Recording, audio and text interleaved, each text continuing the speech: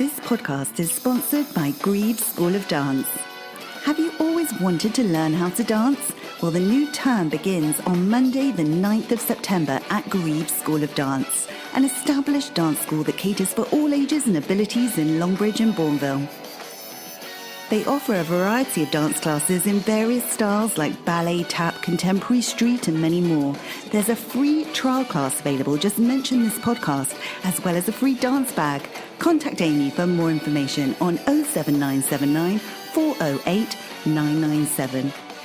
Learn to dance in a safe, fun and nurturing environment at Greve School of Dance. You're listening to the Bromsgrove Standard Podcast because you have impeccable taste. Very warm welcome to this week's Bromsgrove and Droitwich Standard Podcast with me, Tristan Harris. Now, we've got a packed programme to get through, so let's make a start. And I'm pleased to say we've got Rev Wyn Benyon with us from, he's the vicar of St Michael and All Angels Church in Stoke Prior. Hello. Good morning. It feels like almost afternoon, but it's morning at the moment. Yeah, no, it's a beautiful autumn morning. It is a beautiful autumn. I bet the church is looking lovely today. Oh, it does. Well, it looks lovely every day, of course, but particularly in the sunshine. Yeah, yes. And when those leaves start falling as well, it's good. Yes, yeah. Now, you're here to talk about the fundraising campaign for the church, which began in 2015. It took off straight away, didn't it? Well, I was amazed, really. I walked across the churchyard one August when I like to think nothing much happens, and I just happened to look up at the tower and thought, that stone's out of place. And it was. It was a corner of the tower, where the tower meets the spire, if you see what I mean. And what had happened was that the rain had got in the back of the tower and rusted an old medieval piece of iron, which, of course, then expanded. And instead of holding the stone in, which is what it was designed to do, it was now pushing it out. Turns out all four corners have got the same problem, but not so visible.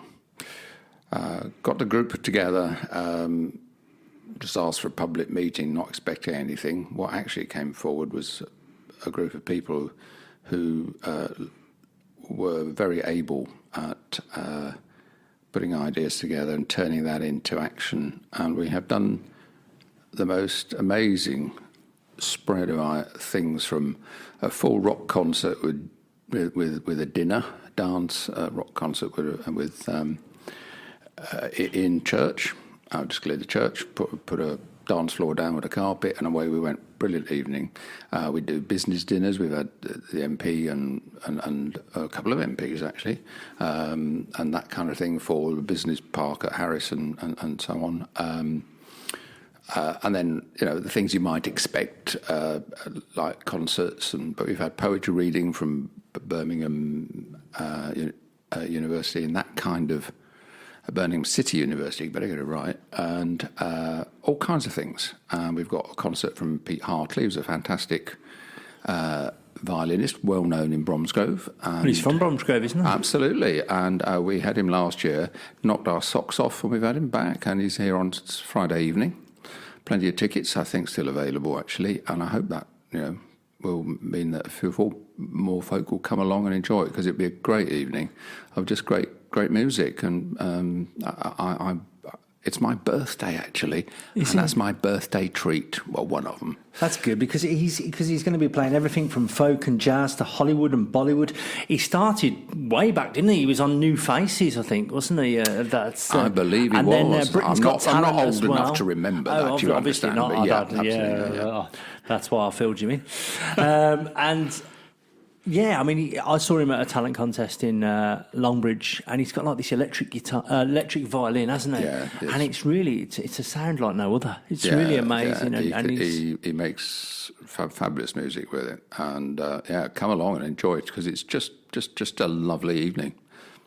So that's this Friday, and tickets £10 each. They're available by calling 01527 832 797 or 07989 689 024.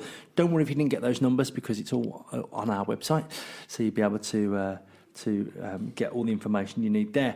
But I mean, going back to the tower when you saw that, I mean, you must have thought it was going to be one of those moments, you know, when a plumber comes round or something and sucks the air through their teeth and goes... Oh, it was. It looked costly. To be honest, I went into denial. I walked away, and for 2 weeks, I just pretended I hadn't seen it because I thought, I don't want to spend the next 10 years raising money for the tower. But actually what's happened is that a lot of people come together. We've had a lot of fun.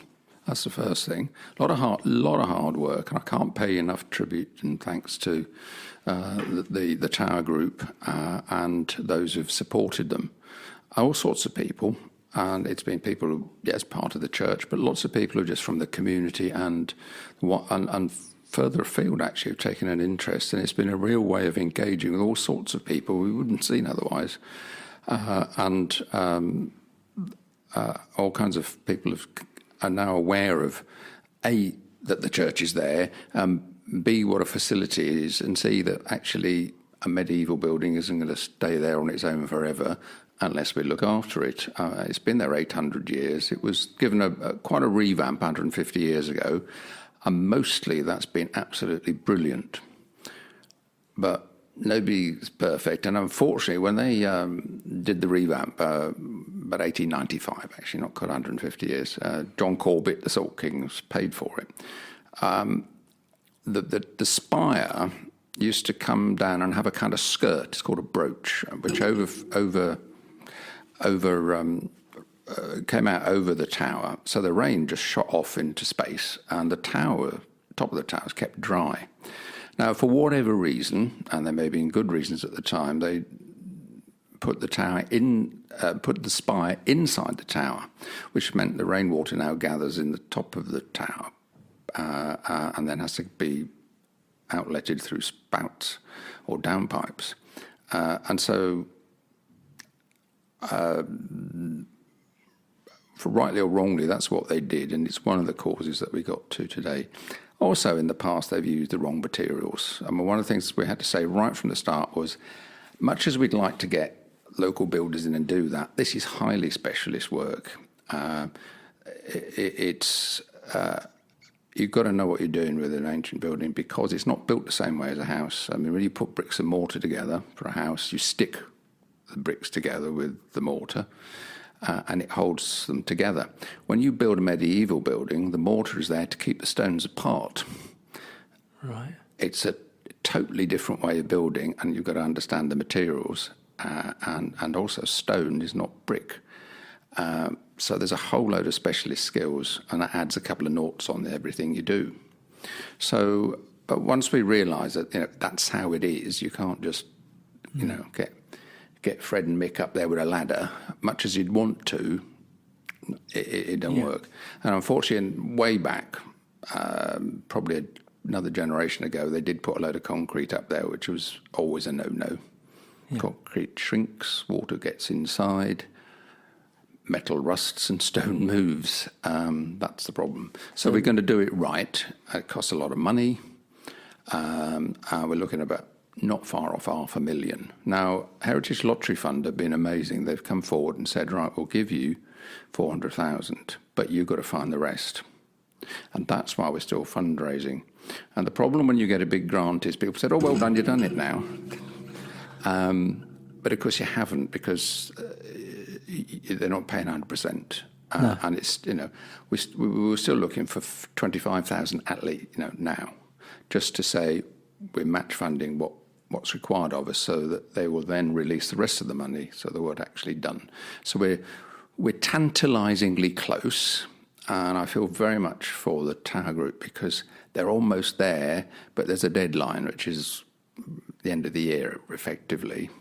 And will we get this last bid in? And we're looking for grant-giving bodies, but we still want individuals if they're able to help us as well, because Heritage Lottery could say, sorry, no, you haven't got enough money, apply again.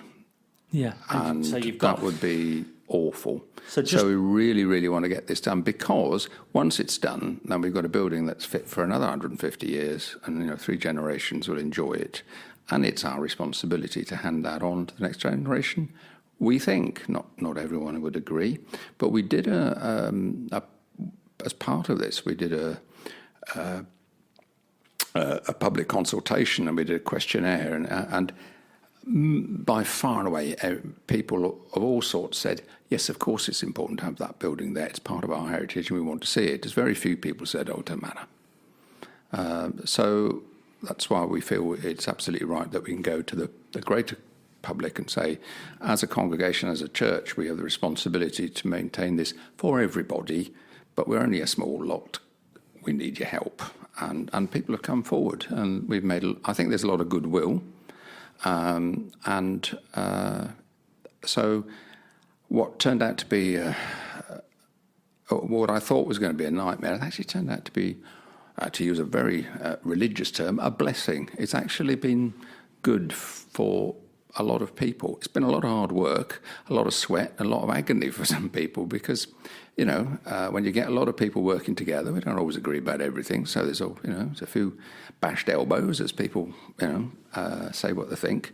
But actually, it's done a great deal to promote the life of the church, both the building and the community. I want to talk about the church, actually. It's worth thinking about the graveyard, the churchyard, which is visited, I would almost say, all the time. I rarely could spend 10 minutes in that churchyard without somebody visiting to see a family member's grave or a friend's grave, or just to come and sit, or go into church and light a candle.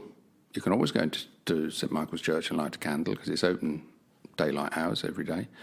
And lots of people do that. And I see people, I have no idea who they are, but they want the space, they want to do that. That's their thing, and that's absolutely brilliant. But it's not just the people. Last week I spent 2 hours out at dusk with some conservation folk, and we discovered we've actually got 5 species of bat flying around the church. So we're there not just for people, but for everything and everybody. And that's an amazing thing for us to be entrusted with. It's not just about turning up to church on a Sunday. That's very much part of what we do. Of course it is, but actually it's 24/7, it's 52 weeks a year. It's always there, and people will use the church and the churchyard in the way they want to, if we let them. Which is why it's so important that the church is open.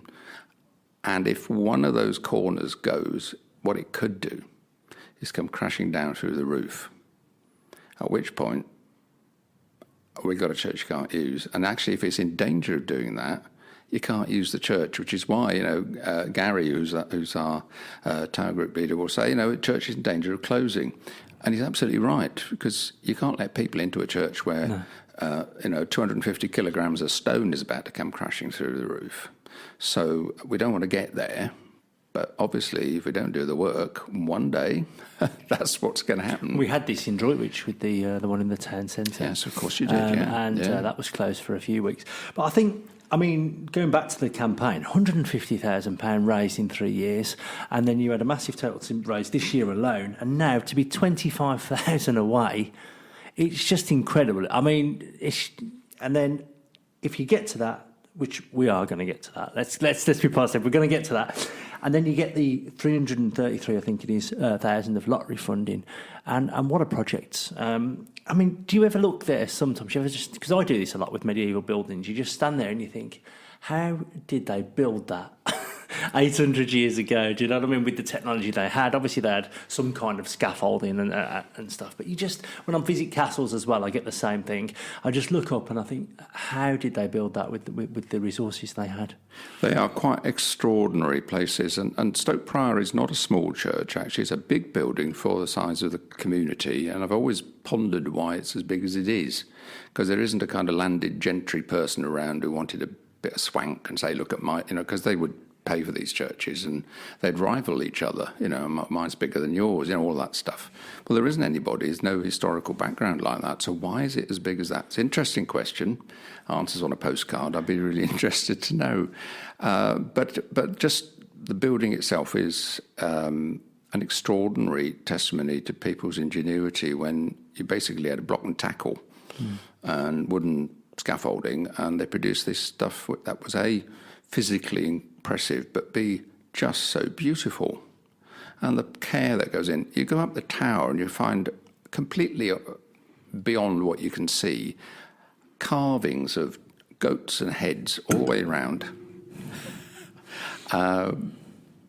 that you can't see from the ground. And why would you bother? Because that's actually, to them, the craftsmen, it was the joy of making it. The fact that nobody'd see it was neither here nor there. They wanted it to be beautiful, and when they'd finished, they said, well, I did that. And it's a totally different view of the world, really. Today, it's, slap, bang, and gone. Yeah. Whereas this is, nobody will see what I've done, but I'm going to do it anyway.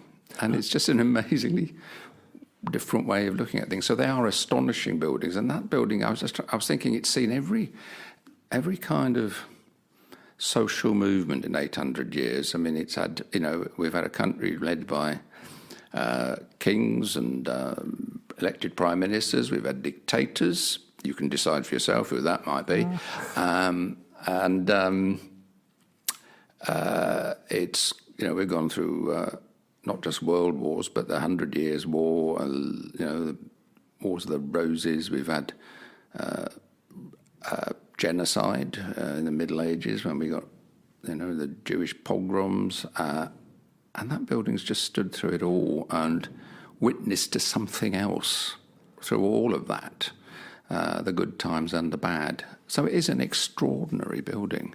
And that's why when people say to me a church doesn't need buildings, I'm saying, well, no, actually, if all else failed, we had to close it, the church would continue to meet somewhere and still be the church in that sense. But while we've got them, they are an amazing resource to be shared and nurtured and shared with everybody. It's not our club meeting house. Well, I think, like you said, from the reaction of the public and things, it's too important not to save, really. I've got to ask you, talking about the carvings, because I found out about green men a couple of years ago, and it's enthralled me. And every time I go to a church now, I always look for the green man. Where's your green man in the church? Well, that's a good question. I'm not aware that we've got any, but up at the altar, there's a thing called a sedilia, which is where the priests and his helpers at service would have sat. It's kind of it's into the wall, and it suffered from decay a bit. And there are two characters carved there. They look like Homer Simpson, and they're very, very worn.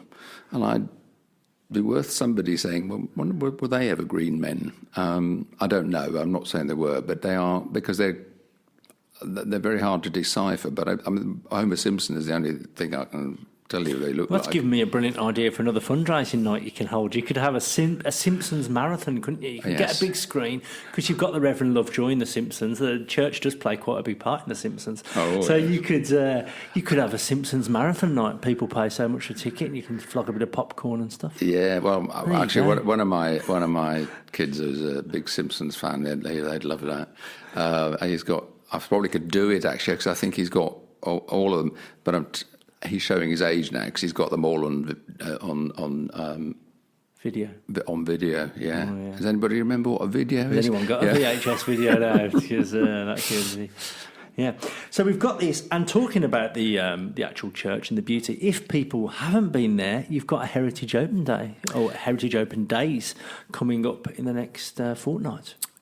Yes, well, the weekend of the 14th, 15th is nationally a weekend that's, for decades now, has been, used to be called the bike ride, but these days it's called Stride and Ride, and it encourages people to walk, originally it was to bike, but now it's to walk or use any form of transport, I think, and just to go and visit churches, and you can sign in to say, we were here, and in some churches they'll stamp your ticket, and the idea is you do fundraising, and I had a colleague who was a mad cyclist down in Wiltshire days years ago, and I think he did 150 miles one day with his gang. He was chaplain to the cycling club, and I mean, I could barely manage 3 churches on a bike, and I was laid up for the next week because I don't do cycling. But But it means that the churches, not just Stoke Prior, but all the churches, hopefully around, and not just Church of England ones, but lots of other churches will be open for people to visit. And by all means, come to Stoke Prior and come and just enjoy the space. There's a wedding going on the Saturday. Well, it's only an hour and a half, so just come. It's So is that that'll until be happening. 2:30 p.m. on the 13th? Yeah, that's the one. Yeah, that's the one. But we're also got appropriately, we've got various displays, and in particular, we're going to have a display of wedding dresses, and some of which are quite historical, I think. But that will look, and with a wedding going on, that's all appropriate. And on the 15th, we're going to have a special service to commemorate. Now, it's the 75 years since the beginning of the the end of the beginning of the Second World War, isn't it? Yeah. This week or thereabouts, and that's a special service on the Sunday afternoon. So a busy weekend. And you've got memorabilia as well, apparently, from the First and Second World War. Is that right? Yes. We've done, actually, the local community has done some really good things. I mean, last year with the commemorations then, got a lot of stuff together. And so that'll all be there again. So, yeah, it's going to be an interesting weekend. So you don't need to go far to have somewhere beautiful, relaxing. There'll be, it's church, so there's bound to be tea, coffee and cake. Yeah. And there you are. Just come down the road to come down Hanbury Road, and come and enjoy Stoke Prior Church, because it'll be a great weekend, and everyone welcome. We like children, and we're very happy with dogs. By the way, dogs are welcome, and there's a bowl by the door with water in. What I always say is, people are welcome. Dogs are welcome to bring their owners if they're well behaved. That's what I always say. Yes, it's 9 till 11, and then 2:30 till 5. Obviously, you've got the wedding in between. There's going to be the Thanksgiving service. That's on the 15th, isn't it? At 6 p.m. And then you've also got as well, it says, there's a chance to see hidden places and try out new experiences. Because very often if people go to the church for a service, very often they'll just come for the service and go, won't they? Whereas they can come and look around, look at all the nooks and crannies and stuff, find out a little bit about, like you've been saying, really. Well, the nice thing about Stoke Prior Church is there are lots of nooks and crannies. In the vestry, there's the most fabulous fan-vaulted roof, which is not something you'd expect in a parish church. It's not wonderfully carved or anything, but just as a piece of engineering, it's worth just going to have a look at. And tucked away in there is a stained glass window that was given in the 60s in memory of the Stoke Prior chimney when it came down. And you can't see it normally because we've been keeping the vestry locked. And then there's a priest's room, but you'll have to find out where that is. We've got bell ringers now. I'm not saying that we can go up the tower, because obviously there are health and safety issues about that. But that's another thing, of course, that has bubbled out of the project. Really, is that we've got our bell ringers back, or we have now got a band of bell ringers of our own, and the bells hadn't been rung by our own bell ringers for many, many years, and. This enabled us to kind of raise the interest with Bromsgrove and Droitwich ringers, but have always helped us out. But they actually put a school together, and we've got folk who ring, who are new ringers, and they're just getting themselves together. In fact, they're having their first official meeting to elect a tower captain next week. So. Oh, that's good, isn't it? And that's amazing. That means that the bells ring out on a Monday night as well as on Sundays, and they ring at services. And it also means they can go across to Wychbold and ring there, because they always were the same band. And very poignantly, our last tower captain, when we did have a band, Roger Abel, who died recently, and is buried just under the tower, and they were able to ring at his funeral, and that was... a very poignant moment, really, that we were able to do that, because the bells hadn't been rung much over the last several years, other than when the visitors came. So there's the Lady Chapel to explore. There's a St Catherine's Chapel, which people don't realise is a chapel because there's an organ in it. But actually, St Catherine is the other name. It's St Michael and All Angels with St Catherine. She of the Catherine Wheel firework. But you'll have to find that story out for yourself. But the information is all there. If you'll geocache, then there's a... If you're a geocache person, then you can come and find the one in the churchyard. I gave it a go here, because one of my reporters back in the day, she said, we've got to do some geocaching, I'm really into it. And there was something about Postman Pat or something in Redditch Town Centre. And we searched for this geocache at the post office, and we could not find it. And after that, I haven't been back, but I will have to give that a go. Yeah, if you're still doing Pokemon, is anybody still doing it? It is a Pokemon. I haven't heard about that for a while. Thing. Pokemon Go. Yeah, the War Memorial actually is a Pokemon Palace, whatever they were, where you could get hundreds of them. There's Pokemon Stop or something, isn't it? Yeah, So I can't remember what it was called. lovely. There was a young couple sitting on the bench, looking at their mobile phones. It looked as if they'd had a bit of a tiff, and I thought, I know what they're doing. And they were young adults, they weren't teenagers. And I said, are you two doing Pokemon? They said, yeah. So their idea of a date is to sit on a bench, not talking to each other, looking at their phones, doing the Pokemon. I just thought that was... You thought they were conversing over text message because they couldn't bear to speak to each other? Well, that's absolutely... We've all seen that, yeah. So much going on at St Michael and All Angels and St Catherine's, we'll call it from now on. We're going to have all this on the website as well.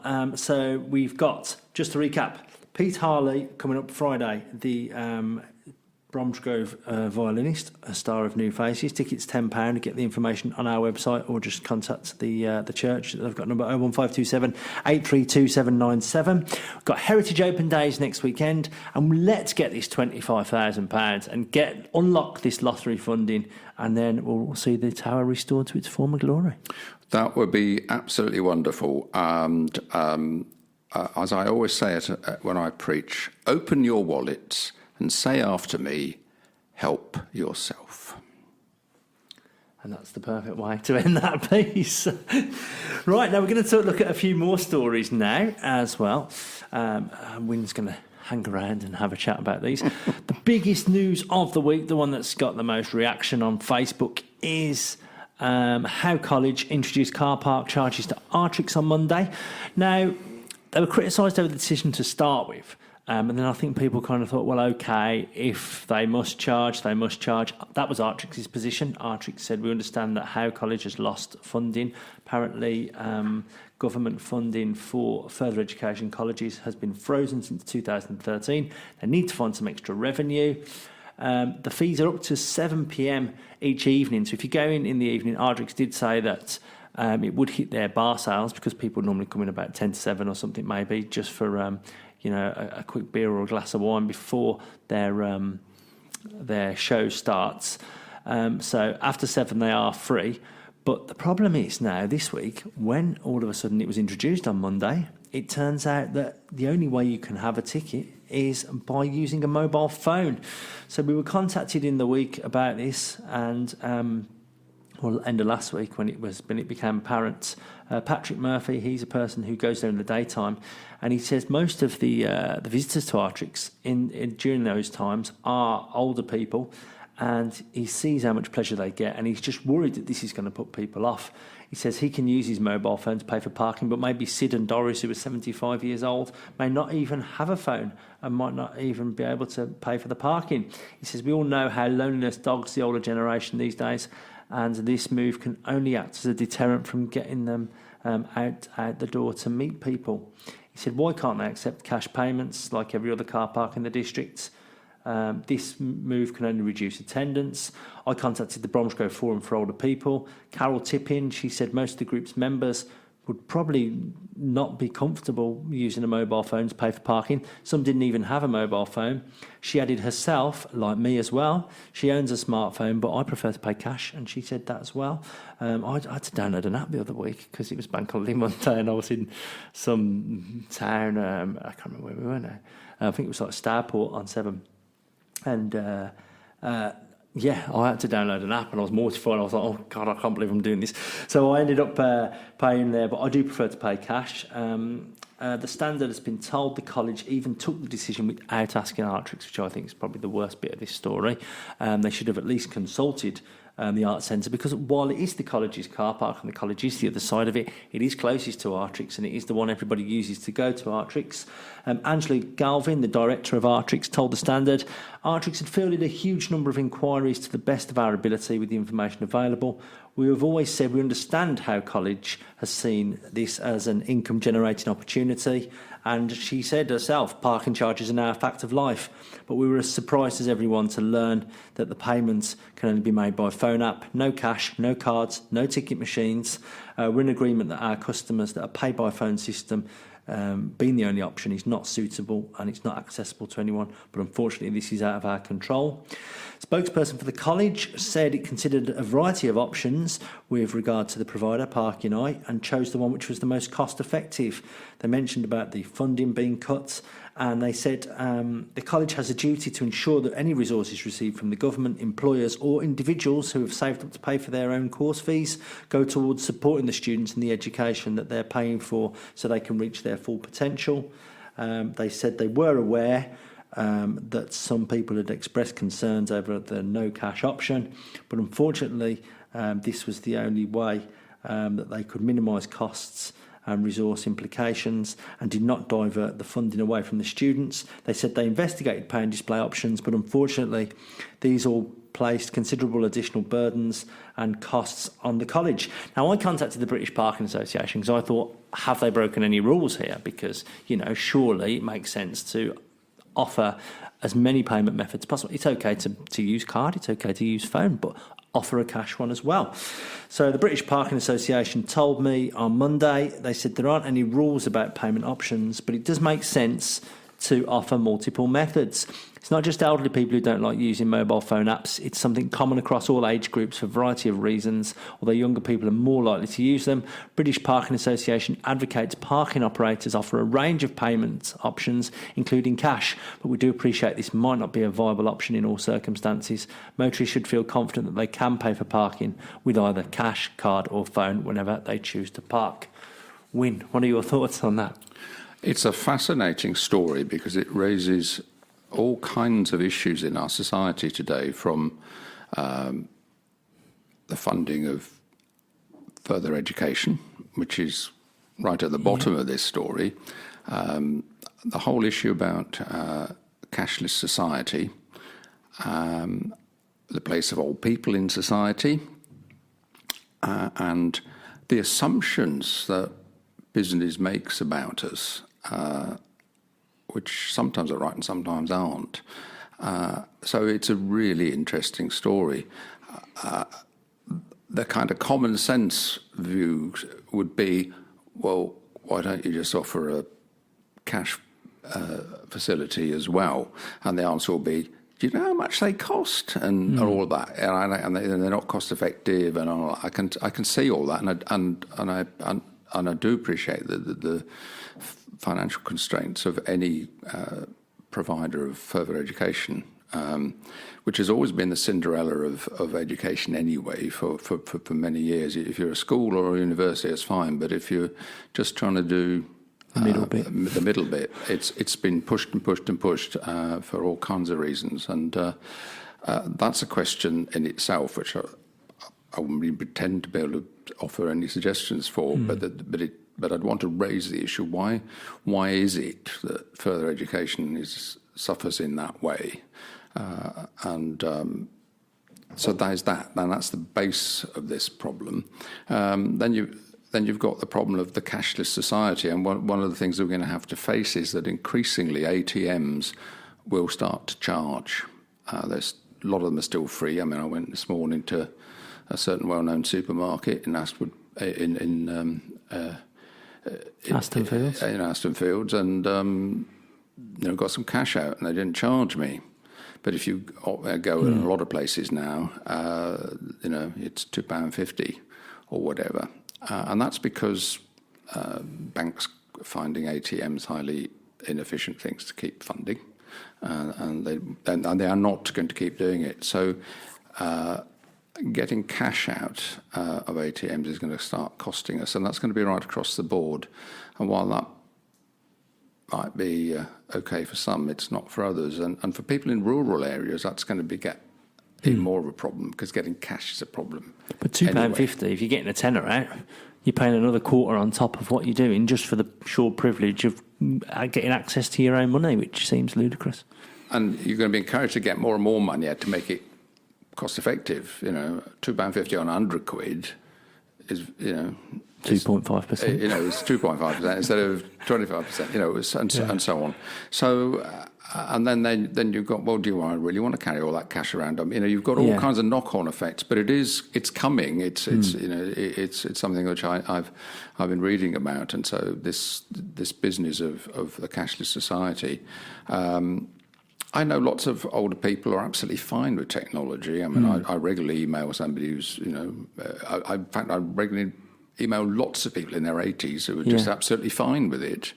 But when I taught some years ago, I remember with 6 and 7-year-olds, there were about a third of the class who were not all that fussed on using computers, and that was a real surprise when I realised that. I think it is that. I think we can fall into the trap of stereotyping. It's just older people, but like I said, I prefer to pay cash when I go to a car park, but then again, there's people in this building who would pay for. I've said it before. They'd pay for a Freddo with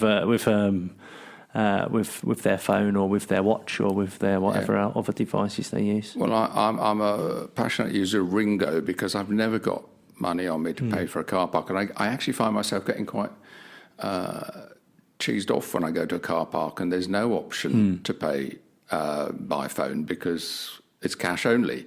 The opposite problem. So I've got no solutions to this, and it would be silly for me to think I've got the solution, but it's a really important story because it raises all kinds of issues about where we are as a society and how we treat older people, because actually Artrix, I think, provides a service and it's an arts and performing arts place. My wife and I, we certainly use it, and it's something we appreciate from time to time, and actually it supplies a really important part of our society, which is arts and performing arts and local stuff, and all that's really important. So we live in a society where we've democratised everything, and it sounds like a criticism, it's not, but one of the things that you've got to be careful of when you democratise everything is that you end up with nobody actually being responsible for anything. Yeah. So who actually does deal with this? Because the council are going to say, well, it's not our job. And it probably isn't. It's a very timely statement as well of what's going on nationally this week as well. Well, absolutely, isn't it? Well, we won't go into that. I've got to there. briefly mention it in a minute, unfortunately. What I think they should do is, just to give my view, is I think they should have something, that system needs to be linked to the college, because they've got a reception in the college, and then at least give someone the option, or even link it to Artrix if you want, because that'll be nearer. People can just go into Artrix and pay a cash, or maybe even, it might not just be the cash. A lot of these people might even be happy paying with card, but not doing the process of ringing people up, reading your card number out, giving them that 3-digit number on the back, giving them your expiry date and all that. You see, so, it might be a case that they'll be happy using the card, but they just want to go into Artrix and maybe do it like that. And then, these days, how difficult could it be with that system being linked up to one computer, say in Artrix or the Howe College reception? And they've got to find a solution to this, because I'm telling you now, there is a lot of public anger about this. Well, and I'm sure there is, and the technology is there, to quote a quote. In fact, I'm just waiting for our first contactless payments for church. I've actually ordered it, so I'm just waiting for it to come. And so instead of putting cash on a plate, you'll be able to just tap your card and give that way. That's where we're going, and certainly contactless and touch and go is. There was a big issue seller, wasn't there? That was, if you put it into Google, I think it was a story either start of this year or last year. Everyone was going, "Oh, sorry, mate, I ain't got any cash." So he invested in a chip and pin machine, and he's all right now. he's okay. He's people. A lot of people are using it. They're going, "Oh, I don't mind giving, but I haven't got any change," and he did that, and it changed his fortunes. So yeah, really, that's fascinating, and it shows really how, this technology is now very accessible. And yes, you'd think that actually there were ways around it, but it requires two things.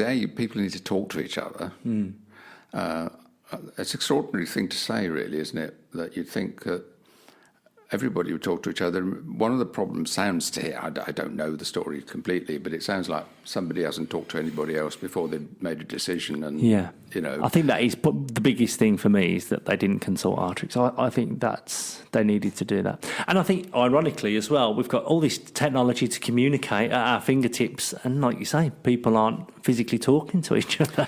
And I think we all like to see somebody on the other side of the counter.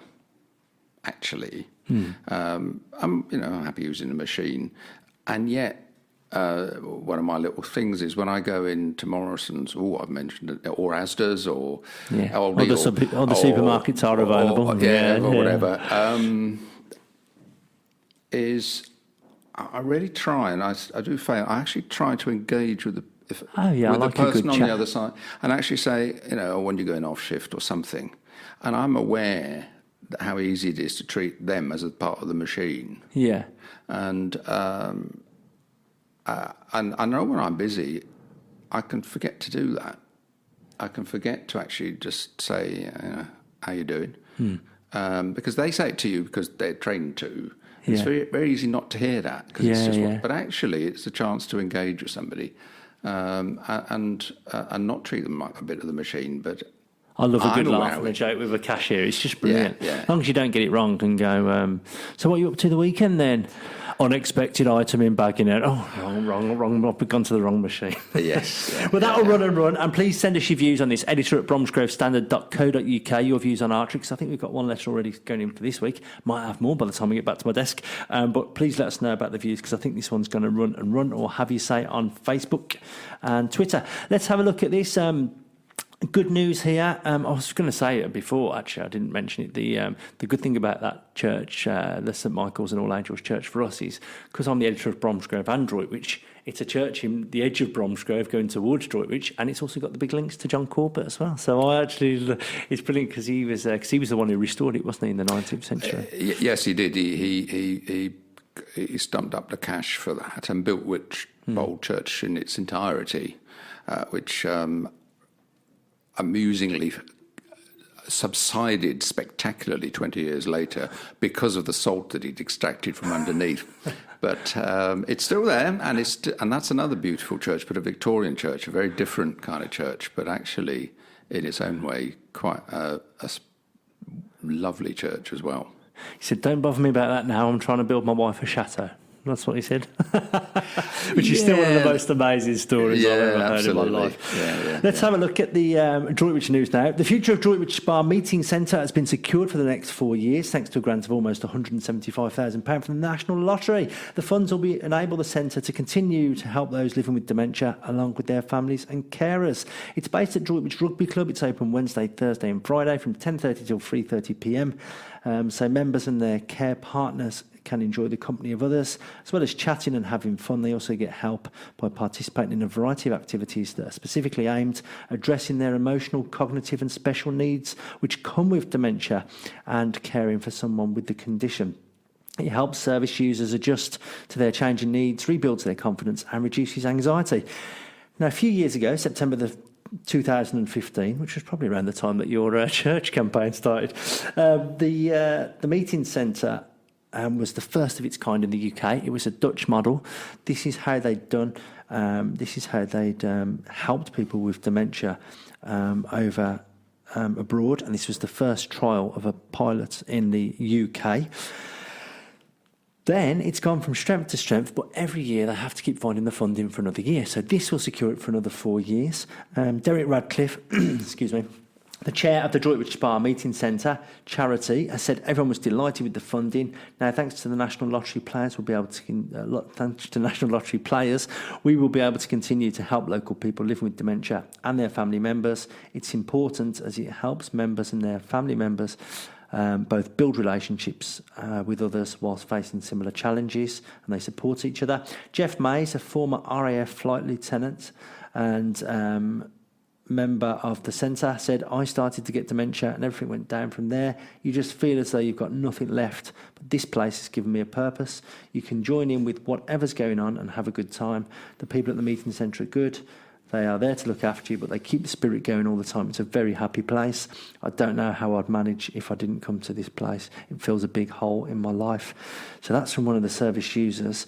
Around 12 to 15 members attend each day. Some come from one day, some go for the 2 or 3. The cash will enable the centre not only to provide these services, but it will also help it to develop best practice in partnership with the National Lottery funded UK Meeting Centre Support Programme. Visitors from all over the UK will be going along to see how it's done, basically, so they can set up similar programmes in their own area. The evidence gained from Droitwich being the inaugural one will also help with local and national funding and influence policy makers and commissioners. So it's a win-win. Win. It is. I don't know that particular place because it's obviously not my patch, but dementia and the whole thing around dementia is a hugely important subject in our time, because people are living longer, and that means we're just going to see the effects more. What you've just described sounds absolutely brilliant. It's an interesting question that something so basic, a care, has to be funded by the lottery, and all the questions that go with that. Again, it's geriatric care, as we used to call it. This is what I was going to say, because back in the day, you'd just go, oh, grandma, she's getting on a bit, she's forgetting things and things. But since then, we've had so much research into it now, we understand a lot more about it, and then now we know the steps that need to be taken to kind of, well, you can't cure anybody with it, can you, currently, but you can slow down the process. Yes, and there are ways of making people feel valued, and there are ways of supporting the carers, which is just as important, of course, because the real care is going to be done usually by family and friends, and that comes at some cost. And I don't mean financial cost, but emotional and physical cost, because it's hard work. And no matter how much you want to do it, when you're worn out, and you need a chance for some respite, you need good information, you need help, and all of those things. And so it's a really essential part of how we look at things. And it's one of the things that's changed for clergy like me, is that when I go into our residential homes, certainly two of the homes I go into regularly have got specific parts that are folk with various forms of dementia. And I've had to change what I do. If I go into one nursing home where that isn't what they specialise in, and I take a communion service, and it could be, it's just like doing it in church, because everybody's tuned in and know what they're doing. But one of the things I can't do in a residential situation where folk have got dementia or dementia-like issues, I realise actually this isn't a thing to do anymore, because they're not really sure why I've given them a piece of bread. Yeah. Or what's that about? So now I think I revamped that and said, right, what do I do when I go in? Well, what do they probably know some old traditional hymns, and I only use prayers that they're likely to use in the old-fashioned way, because they're that generation still. And I'll use visual things, so I'll take a cross and a candle and a Bible, the words aren't very important because they're not really listening, because they can't. No. But they can see things and they love the music, they join in the songs, and actually it's not just the old-fashioned, because even what we now call modern hymns are well known, because I went on to the Songs of Praise top 10 list. Yeah. And I've actually got about the top 20 actually, and that's, I've made a booklet with the top 20 in, and that's what we sing, because that's actually, what best research really I could think of. What do they know? And so, so they know, old-fashioned hymns, but a few more things like, Sing Hosanna and that kind of thing, which is getting on a bit now. It's not really modern at all. It's 50 years old, Yeah. So, and you see them singing and joining in, when then actually otherwise they wouldn't join in at all. And it's my little attempt in a kind of best kind of research way that I can manage to see how do we do this? How do we actually engage with people? Well, it's things that they know, things that stir an emotion and get a smile. Well, that's what I was going to say, because music is proven, isn't it, to have that effect, and that is the thing with dementia, isn't it? They can remember things 50 years ago, but they can't remember yesterday or a couple of hours ago. So that's great. You gave me a brilliant idea then. How about when that church is fixed, when the tower's done, you've got to invite BBC Songs of Praise down, haven't you, to do a service there? Well, what a nice idea. Yes. Do you know anybody? You can't swing it for me, can you? I think we know some local people that, the Hereford and Worcester, so we could always give them a chat. We'll do our own in that case. Yeah. We'll get you down. And, these days, you can film it. Get. It would be nice to get one of the local radios down. If nobody else will get it, but if we could, we would. I mean, it's almost big enough. I suspect they have a kind of size benchmark. Bottom size, and I suspect we're slightly off the bottom of their size, but I don't know. They do, they like to go to villages, I should have thought, and now you give me ideas now. There you go, something to follow up after this. I've got to dash through. We've got, obviously, Brexit's going on at the moment. I'm not going to even attempt to do anything on Brexit, because it could be, by the time this comes out later today or tomorrow or whenever, it'll have moved so quick. The last few days, we had the Twitter anti-Brexit campaign group led by donkeys come down to Bromsgrove on Thursday. They had a giant screen of Sajid Javid and just criticising him for his support of pro-Union Parliament. We've got his response to that. All that's available on the website. There was a Stop the Coup protest on Sunday in Sanders Park. The organisers said there was 150 people. Someone's called up since then to say they reckon there was no more than 50, and they were over-exaggerating. So it's split in Bromsgrove as it's split in the country, Brexit is. And there's an EU clinic this Saturday for Bromsgrove for Europe. Get yourself to that. It's in the High Street if you want to. I'm not going to talk too much about that. I'm not going to talk too much about the horse cruelty trial as well, which is going on. Harry's down there now, and we've got that was the horses in Stoke Prior actually. That is due to conclude by Friday, so the updates will be coming on our website. So tune to Bromsgrove's, visit bromsgrovestandard.co.uk for updates on that. That's changing all the time as well. Plus, there's legal implications, so I'm not going to discuss that. Sadly, we've had some more catalytic converter thefts from a compound owned by Worcestershire Health and Care Trust over the weekend. This was in Crown Lane in Wychbold. The raiders stole the converters from 5 Mercedes Sprinter vans owned by the NHS. A spokesperson for the Health and Care Trust said the team supplies equipment to meet the assessed needs of people with disabilities to help them maintain their health and independence. Our staff are really upset by the thefts over the weekend, but we're working hard to keep disruption to a minimum for our patients. Droitwich Police have condemned the actions and they're going out to see them. And of course, last week we had 3 garages targeted in Droitwich, which left the owners counting the cost of tens of thousands of pounds. Basically, they cut off the catalytic converters and sell them to scrap metal dealers, although they shouldn't technically be able to do that because the laws have been brought in. And scrap metal dealers now have to get every single bit of information and detail they can for that. If you know anything on that, ring the police on 101 or Crime Stoppers on 0800 555 111. Well done to Melanie Muldowney from math. She's a maths teacher at North Bromsgrove High School. She's the face of a new campaign to encourage people to get into teaching. She spent years as a director of operations for a company, and then she just, it wasn't really she wanted something that made a real impact, so she swapped the corporate for the classroom. Teaching's hard work, but it's also very varied and rewarding.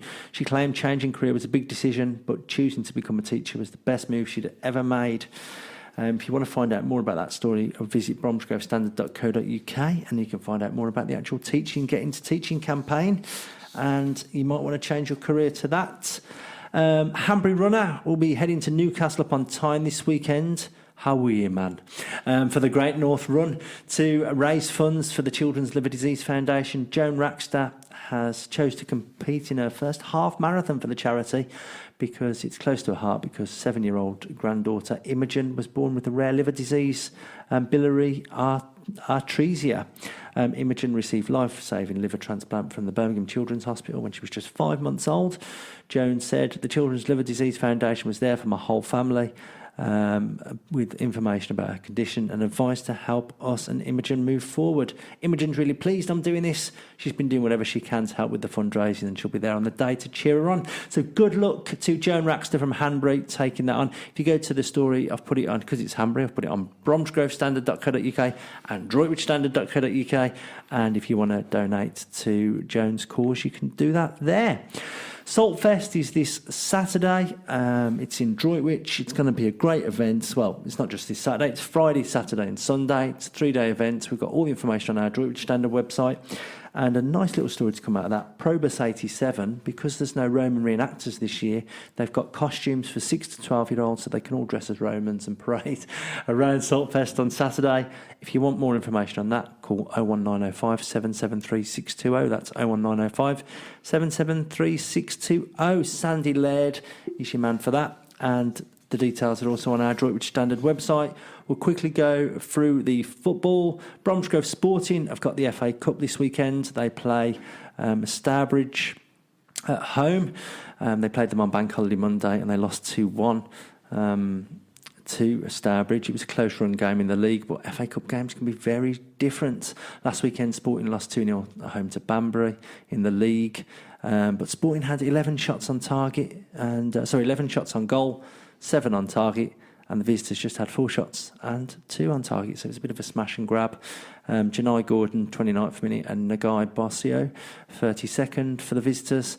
So that leaves Bromsgrove Sporting 19th in the league out of 22, but it's still early days. And as I say, they've got the FA Cup on Saturday. So get yourself down the Victoria Ground and support Bromsgrove Sporting in the FA Cup, because after that I think they'll only be about 3 games away from the first round proper, which would be amazing to get a league team down at the Victoria Ground. Droitwich Spar FC, they won 2-0 last weekend to Wensfield in the Builder Base FA Vars. Connor Collins on the mark after 35. Lewis Phillips after 70 gave them victory. They return to league action this weekend. They're playing a team called Allscott. Both teams have won 1 and lost 1. This is Droitwich's first home game of the season. Their first 2 games were away when they won 1 and lost 1. Droitwich are 9th, Allscott are 8th. They're both on 3 points and they've both got games in hand with everyone above them. The top team has 9. So a win there would shoot them up the table, no doubt. So there we are, we had to run through. I had so much. I told you it was a packed programme to begin with. Wyn, thank you ever so much for coming in. Have you enjoyed it? I have absolutely loved it. Thank you very much indeed. And I look forward to seeing you, loads and loads of you, over the Heritage Weekend, 14th, 15th. Get yourself down to the Heritage Weekend and let's get that 25 grand pledged, collected, in the bank, and then work can start on that beautiful tower in Stoke Prior. Claire's up next with all the entertainment news. For all the things to do and see this week, it's Claire Bullivant with this week's What's On Guide. Thanks, Tristan. Yes, I'm here to fill you in on some fun things happening this weekend in town. Starting this weekend on Saturday, the 7th of September, you won't want to miss the Droitwich Saltfest. This is also happening all day Sunday, and it's all happening at Vines Park in Droitwich. If you haven't been before, the Saltfest started back in 2006 to celebrate the town's unique salt heritage. Since then, the event has grown considerably, taking place across the whole town centre now, and it attracts thousands of visitors every year. Whilst the Salt heritage and Romans are still very important aspects, of course, the event has now become a showcase for the town, businesses and the community. It's an incredible event. There's loads of groups taking part, running stalls and organising activities, and there's also an amazing musical showcase featuring young and up-and-coming local performers. It really is a great day out for the whole family, and it all actually kicks off on Friday night, the 6th of September in the evening. So if you're about, do go along.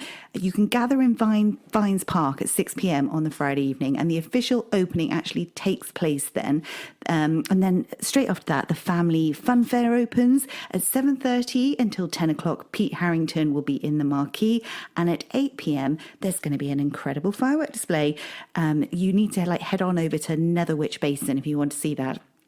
Also, throughout the weekend, there's going to be a bouncy slide for the kids, bumper cars, pony rides on the Saturday. There's going to be sweet and slushy stalls. There's a classic cars and bikes exhibition, exhibitor stalls, falconry, everything's going on. Farmers markets, ferret racing, I've just read. Amazing. Ferret racing. It's all going on. We can't wait. Really hope we see you there. And if you do want more information about it all, go to their website, which is saltfest.co.uk. Also, over the weekend, some great live music going on all over the place. Screwed is going to be on at the Hot Pole Inn in Bromsgrove on Saturday night. Love that band. Tone Locked is performing at the Old Black Cross on the Worcester Road in Bromsgrove on Saturday night. And it's also the Blackwell Music Festival happening on Saturday in Blackwell. And that's always a really good fun event. I haven't actually seen the full lineup yet, but I have heard that the Britannia Beat will be making an appearance. They're incredible. Bang on the Ear are a great local band. They do lots of Celtic folk rock kind of stuff. And the Rock Bottoms, they're going to be performing. I spoke about these guys a few weeks ago actually on the podcast. This is the acoustic duo who are ex-members. One of them was in Ocean Colour Scene. Do you remember Ocean Colour Scene? Amazing band. And the other one was in Merrymouth, which was also an incredible band. So they're going to be there. It's going to be a great event. Do try and go on the Saturday. Also on Saturday night, there is a great Freddie Mercury tribute night happening over in Longbridge. If you want to go to that, the address is 30 Tessel Lane, Longbridge, B31 2SF is the postcode for your sat-nav. Then moving on to Sunday, the 8th of September. For any yogis out there, there is a yoga in Saunders Park morning happening. Just meet at the bandstand on Sunday morning about 10 o'clock, 10 a.m. Yep, 10 a.m. start. Join them for a holistic morning of yoga, they say. It's £12.50, but this is all for cancer research. So it's a great cause and it goes on all morning, 10 a.m. until 1 p.m. So it should be loads of fun. Namaste. Then they'll be handing the bandstand over to Stourport on 7 Brass Band from 2:30 until 4:30 p.m. in Saunders Park. This is for their Music in the Park series, which has been going on all summer. Great event. It's a lovely opportunity, especially for the sun shining, to take a picnic or a blanket and just relax for a few hours in the afternoon sun for a free concert. Then on Sunday evening, it's the 80s experience happening at the Westcroft in Droitwich. So crimp your hair and find those old leg warmers. It's going to be a blast to the past at the Westcroft.